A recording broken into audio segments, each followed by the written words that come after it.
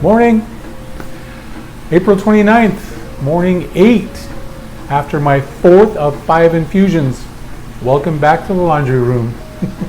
Laundry day, Saturday. Update, my neuropathy is still there. I noticed it last night. I was rubbing Joel's back for a while and I went to pat it a couple of times. Like when I clap, it gets that nummy, sleeping palms, finger feeling. It's very strange. Everything's cool. I still get, and part of the neuropathy that I failed to mention this whole time, is when I'm drinking coldish water.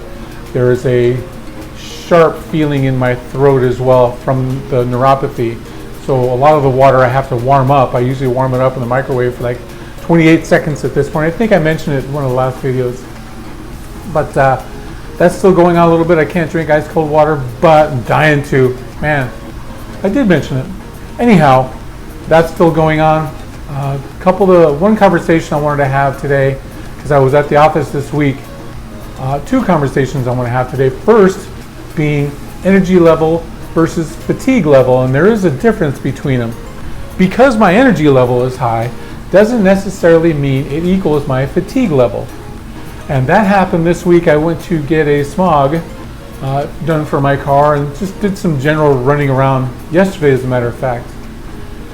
And while I felt good, after about 2 hours of constant running around and doing stuff, I felt like I was running out of gas, running out of energy. And that is something that I deal with. And I think it's because of just where I am in my situation. But it brought it back to mind again, especially after my sister's visit for Easter, was that while my energy was great and I feel awesome and I'm just freaking, let's do this, my body is kind of saying, we'll give you, you got about 3/4 of a tank that you would normally have. So that's happening. That's a reality that I deal with. And I'm sure after I get back, off of chemo and off of radiation and back onto getting back on track, I'll get my wind back, as they say. So there's a difference between energy level and fatigue level, and the fatigue level is a constant. There aren't good days and bad days with fatigue. It's just I'm running on pretty much 3/4 of a tank that I would normally run on.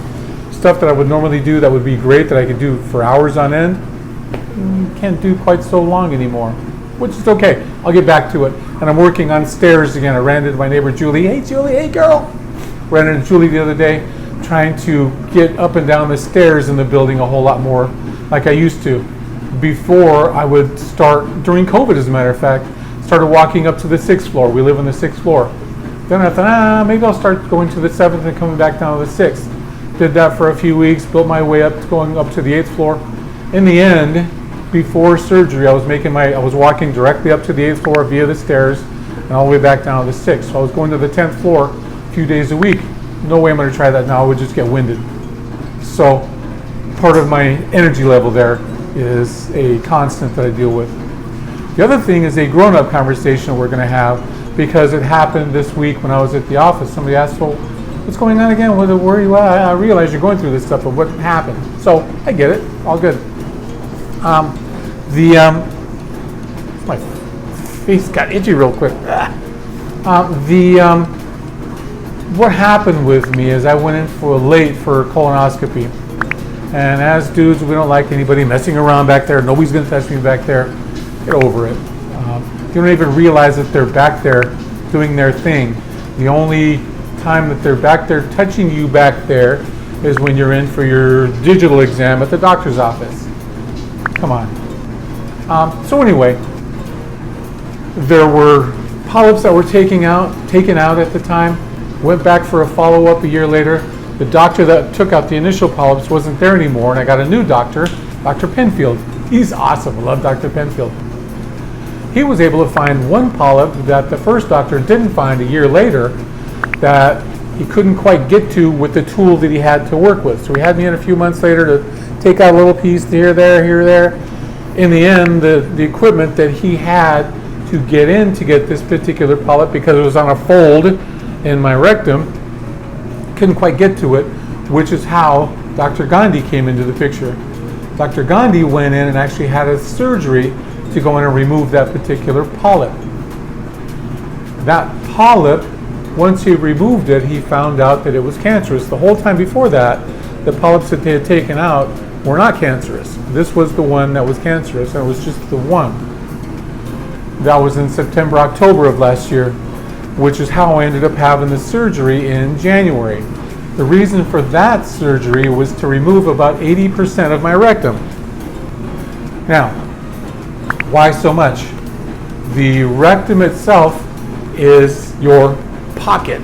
It's like a storage unit that expands where you store your poop, your fecal matter. So the difference between now and later for me is running around like I do for work. I go from here, I go all over the place. I'm in LA a ton, Arizona every once in a while. I'm on the road a lot. So now the difference is, before I could say, I gotta stop and make a pit stop. I gotta sit down for a little while and do my thing at Home Depot or whatever.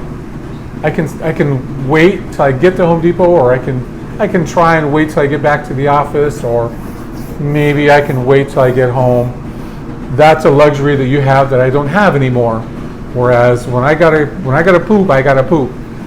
It isn't a running situation to, oh my gosh, I gotta go right this very second, unless I wait too long. Because I still have those feelings of needing to make a bowel movement like I did before.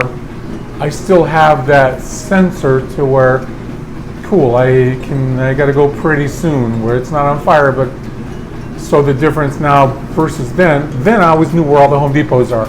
I know where all the Lowe's are, I know where all the Walmarts are, because I'm on the road all the time. I know where to go. So that's the biggest difference between now and then, is I no longer have that glove, that little storage unit that I used to have before.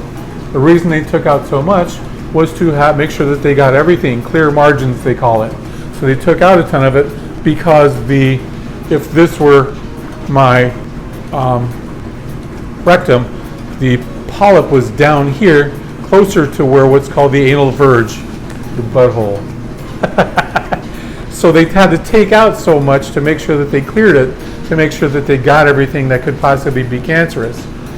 Even during then, they took out all the lymph nodes that surround that area, and out of 19 lymph nodes that they removed, there was one that had traces of cancer in it. So that's pretty much the long and short of it.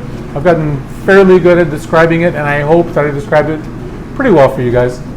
So that's a review of where I am and what happened and why I'm going through what I'm going through. Got this next week of pills, week off, and then after that my fifth infusion. Psyched for that. I don't know why. Kind of dorky and nerdy, but to be psyched for a chemo infusion is kind of weird, I think. And then I have no idea when radiation starts. I've asked the question a couple of times, and they just said, it could be a couple of weeks, could be a few weeks.